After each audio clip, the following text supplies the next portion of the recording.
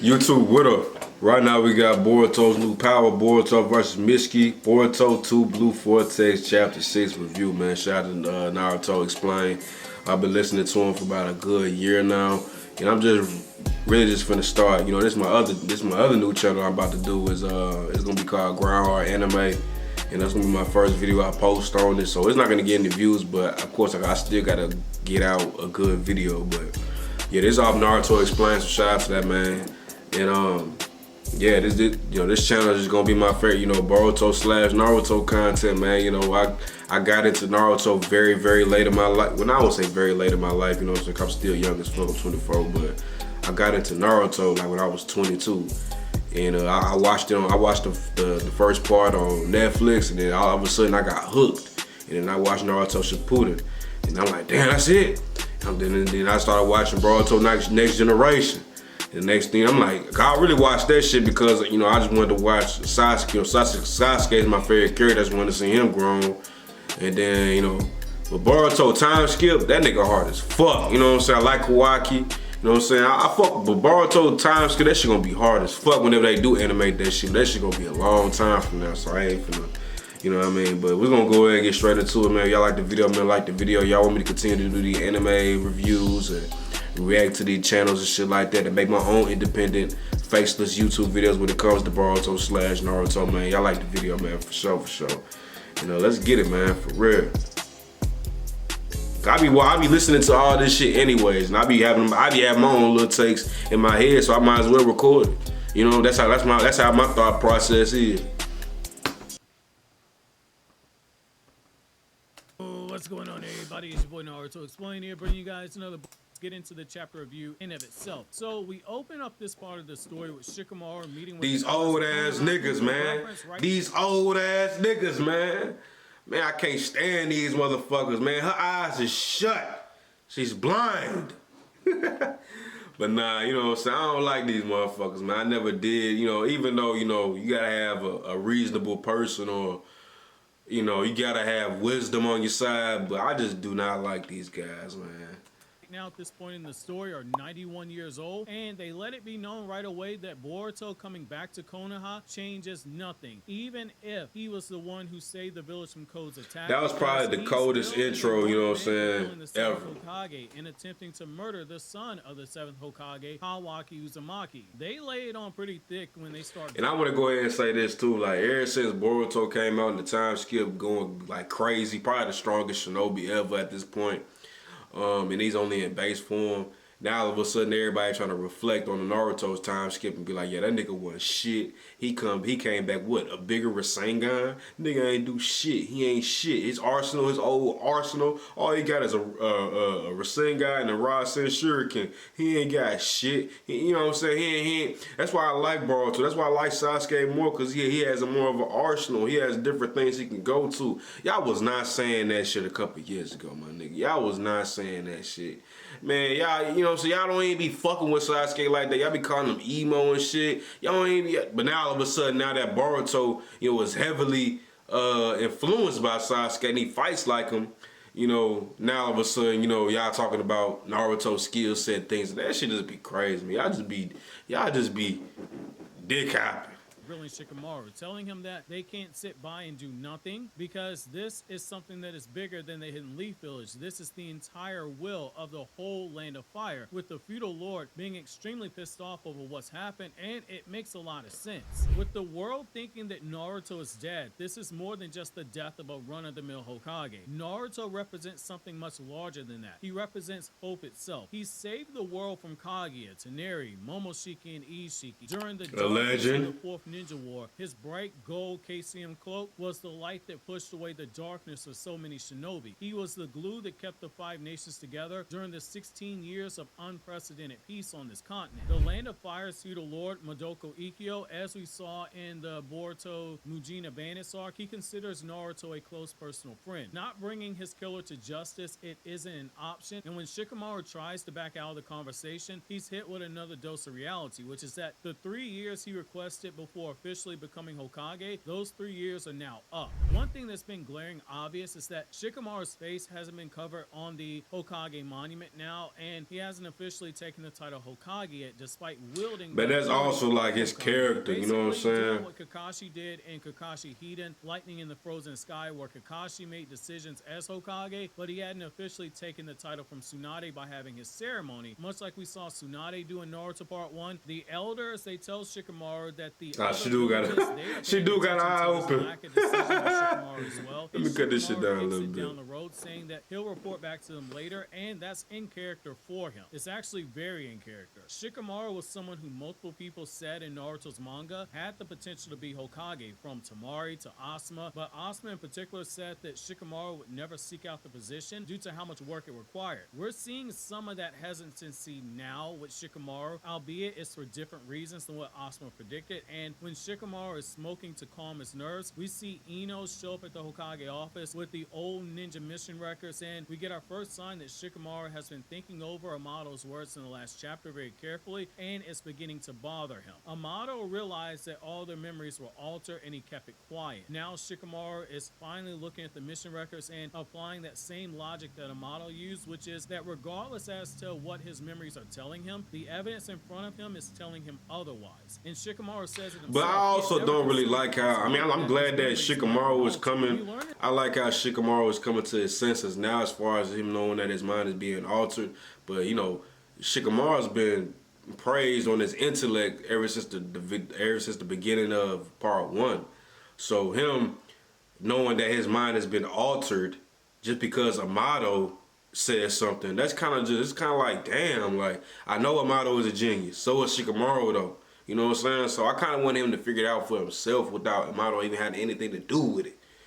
But how would you put Shikamaru to figure it out without Amato's help? Or, you know what I'm saying? It's kind of tricky. So I guess it's just how they wanted to write it, so it won't be just too complicated. But sometimes we forget that Shikamaru's a fucking he's an Albert Einstein. You know what I'm saying? In the last chapter, that passing out photos of baby Boruto with Naruto didn't work. Sarda tells us as much, but those mission records, that's a different matter. They're kept under lock and key in the Hokage Tower. That's highly sensitive information that not just anybody will be able to actually get their hands on and alter. So you can see the logic behind what Shikamaru is trying to do to verify information. Just as Amato recognized his signature on Kawaki's ninja tech, Shikamaru going through those mission records is looking for evidence to see if Sarda was telling the truth about Boruto and Kawaki. When Ino calls him out on breaking protocol, Shikamaru tells her that this is information that they're about to discuss that needs to only be between himself and Ino. The sensory team, they can't know about their conversation. Neither can Ada, Kawaki, or Amato, with Shikamaru telling Ino that she's the only person he can depend on now, and that obviously leads to Ino agreeing to help. It's then that we shift to Kawaki being brought up to speed by Ada about the Shinju, and we see a big red flag that is easy to go unnoticed if you aren't paying very close attention. Kawaki gets told the Shinju are targeting Boruto and Kawaki, which is nothing to be surprised about. They're Otsuki. They're gonna seek them out to devour them, but when Ada says that Naruto's in danger, that's the only thing that Kawaki hears, and he shows no regard for Ada saying that she's a target as well. She's an afterthought to Kawaki. You know how females be there always trying to slide that little manipulating tactic. Everything that Ada has done for Kawaki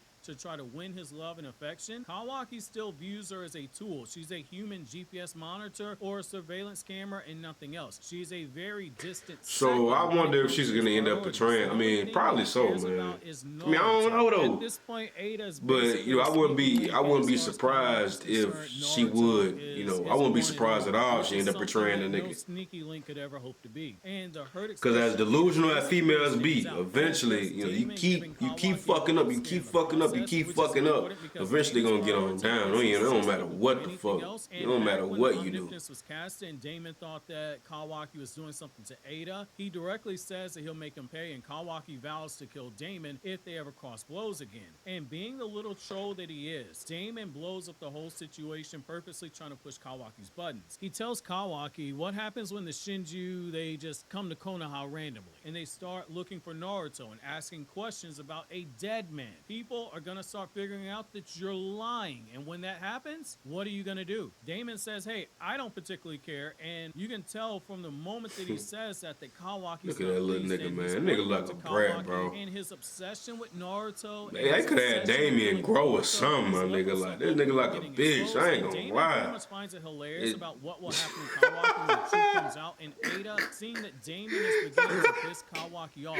They should have gave that nigga Damon a better, they should have updated that nigga or something, man. If they did update him, they did not do a good job, man. Nigga like a broad, man. Look my nigga Mitsuki, man. Which leads to Kawaki comparing Mitsuki to goldfish poop that's floating in a fish tank, which is basically him calling Mitsuki a follower. Be very curious to see how Viz Media actually translates that. Meanwhile, on the other side of Konoha, Sarda begins to start blushing at the way that she behaved when she was Boruto, running into his arms and hugging him, and Sumire seeing the quiet tension between these two where neither one of them are speaking. They're just sitting there awkwardly without saying any words. She tries to break the ice by starting a conversation with Boruto, which is enough for Boruto to say, hey, I'm so glad that you two are fine, but for the time being, I need to keep this really short because the sensory team, while they can't sense my chakra, eventually Kawaki's gonna know where I am. He's gonna come after me. And that's what leads to Boruto quickly bringing the two of them up to speed very quickly about everything that happened during the time skip from the moment that he left Konoha all up into the moment that he just showed back up in Konoha, explaining to them how Sasuke sacrificed himself to save Boruto in their battle against Code, how Sasuke had turned into a tree, to the development of the Claw Grimes evolving as Shinju with their own will, and Boruto shares his theory, and it's absolutely mind-blowing. He says that in the past, they were supposed to eat whatever being had chakra. That's what the Shinju is supposed to do. And primarily, for the longest of times, it was just Otsutsuki because humans didn't have chakra until Hagoromo spread it out. But now, due to Code's Karma Seal...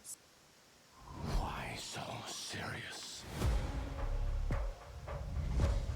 Something has changed, and Boruto states that while Karma Seal that Code has, it doesn't have Ishiki's genetics being extracted into him the same way that Momoshiki's was being pumped into Boruto's body and Ishiki's was being pumped into Kawaki's body. At the end of the day, Code has a Karma Seal, and that power that came from the Otsutsuki is inside that Karma Seal, and Boruto theorizes that because Code had Karma and used power of Otsutsuki, it altered those Shinju into what they are now. Meanwhile, after Mitsuki sneak attacks Kawaki, leaving him unconscious. Man, Kawaki been taking L's, bro.